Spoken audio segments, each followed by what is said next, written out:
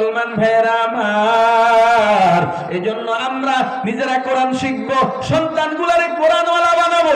সন্তানকে যদি আমি কোরআনওয়ালা বানাই, এই কোরআনওয়ালা সন্তান দুনিয়াতে আমারে গালি দিবে না, আমার সাথে গাদ্দারি করবে না, আমার সাথে বেয়াদবি করবে না। এই কোরআনওয়ালা সন্তান আমি বাবার খেদমত করবে, আপনি মায়ের খেদমত করবে।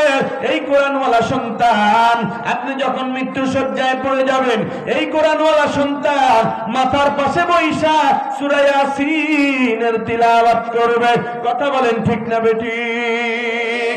যেই কোরআন সূরা ইয়াসিনের তিলাওয়াত আপনার মৃত্যু যন্ত্রণা সহজ করে দিবে। এরে মুসলমানের দল, এই জন্য সন্তানগুলারে কোরআনওয়ালা বানাইয়া মৃত্যুর বিছানায় শুয়ে যান। এখানেও উপকার, এখানেও সম্মান। আপনি যদি মৃত্যুর কোলে ভুলে যান, এই কোরআনওয়ালা সন্তান আপনার সুন্নত তরিকায় আপনার চোখগুলো মুছে দিবে, আপনার হাত পাগুলো সোজা করে দিবে। হাউমাউ করে কান্নাকাটি করবে না, বিলাপ করে কান্নাকাটি করবে না। এই কোরআনওয়ালা সন্তান নাজায়েজ কোনো কর্মকাণ্ড করবে না। এই কোরআনওয়ালা সন্তান আপনার জন্য কাপড়ের কাপড় কিনে আপনাকে নিজ হাতে গোসল দেওয়া আরম্ভ করবে। কথা বলেন ঠিক না বেঠিক?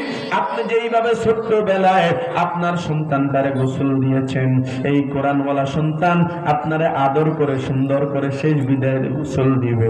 অনেক এলাকায় এখন ওই আগের করিম চাচা দোয়াইনা লোকরে পাওয়া যায় না। কথা বলেন ঠিক না বেঠিক? দূর থেকে হায়ার করে আনতে হয়, খবর দিয়ে আনতে হয়। কেন? আপনার সন্তানরে কোরআনওয়ালা বানান, আপনার 3টা ছেলেরে কোরআনওয়ালা বানান, দেখবেন আর দূর থেকে দোয়ানোর লোক আনা লাগবে না। কথা বলেন ঠিক না বেঠিক? প্রিয় মুসলমান ভাইয়েরা আমার, এরপরে কোরআনওয়ালা সন্তান আপনারে সুন্দরভাবে সুন্নত তরিকায় গোসল দিয়া আপনারে 3 টুকরা সাদা কাপড় পরাইয়া দিবে। 3 টুকরা সাদা কাপড় পরাইয়া 4 বেহারার পালকিতে চড়াইয়া আপনার কোরআনওয়ালা সন্তান আপনারে মসজিদের সামনে নিয়া আপনার জানাজা আপনার কোরআনওয়ালা সন্তান নিজেই দিয়া দিবে। কথা বলেন ঠিক না বেঠিক? ওই বাবা বড় ভাগ্যবান, যেই বাবার সন্তান তার জানাজা নিজেই পড়ায়া দেয়। ওই মা বড় ভাগ্যবতী, যে মায়ের সন্তান নিজের জানাজা পড়ায়। ওই মা বড় ভাগ্যবতী, যে মায়ের সন্তান তারাবির নামাজ পড়ায়া দেয়। ওই বাবা বড় ভাগ্যবান, যেই বাবার সন্তান জুমার খুতবার মিম্বরে দাঁড়াইয়া খুতবা দেয়, নামাজ পড়ায়। কথা বলেন ঠিক না বেঠিক? এরে মুসলমান নবীর উম্মতের দল, এরপরে কোরআনওয়ালা সন্তান আপনার কবরে নিজেই নামিয়া আপনারে সুন্দরভাবে কবরের শোয়াইয়া বাঁধগুলো খুলিয়া বাঁশ দিয়া বরফ দিয়া দাফনের কাজ নিজেই করবে। ও মুসলমান, সবাই যখন চলিয়া যায়,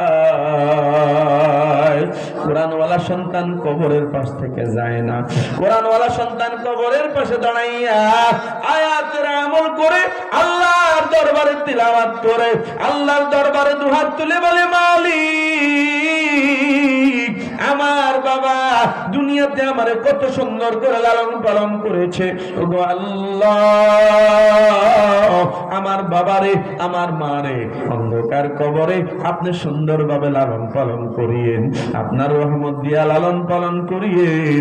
আয় আল্লাহ পাক রব্বুল আলামিন, একটু পরেই মুনকার নাকির আসবে আমার বাবা মায়ের প্রশ্ন করার জন্য।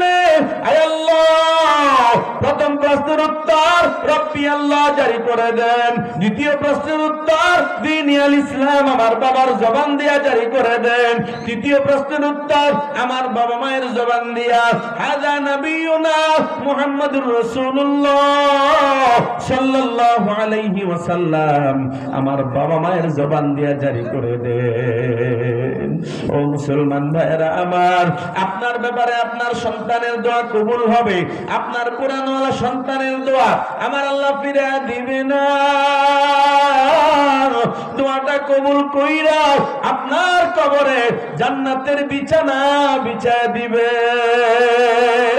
আপনার কবরে জান্নাতের পোশাকটা পরাইয়া জান্নাতের সংযোগ করিয়া, ও মুসলমান ভাইরা আমার, আল্লাহ রাব্বুল আলামিন আপনার শান্তির ফয়সালা করে দিবেন।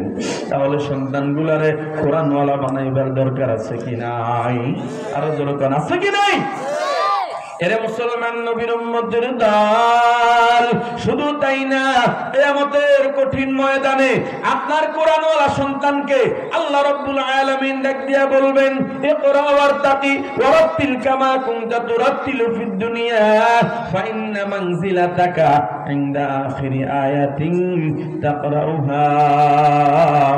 আল্লাহ রাব্বুল আলামিন ডাক দিয়া বলবেন, এ কোরআনওয়ালা আয়, এরে কোরআনের হাফেজ, এ কোরআনের আলেম, আয় কোরআনের একটা আয়াত পড়ো আর জান্নাতের একটা তালায় তুমি চড়ো, আরেকটা আয়াত পড়বা আরেকটা তালায় তুমি চড়বা। এইভাবে তিলাওয়াত করতে করতে তার তিলের সাথে তিলাওয়াত কইরা তুমি আল্লাহু আকবার, তোমার জায়গা শেষ হবে সেখানে, তিলাওয়াত শেষ হবে যেখানে। জোরে বলেন না সুবহানাল্লাহ। এজন্য উলামায়ে কেরাম, মুহাদ্দিসিনে কেরাম ডাক দিয়া বলেন, আল্লাহ রাব্বুল আলামিন কোরআনওয়ালার জন্য 6236 নম্বর তালা বিশিষ্ট জান্নাত বরাদ্দ করে রেখেছেন। জোরে কন্যা সুবহানাল্লাহ।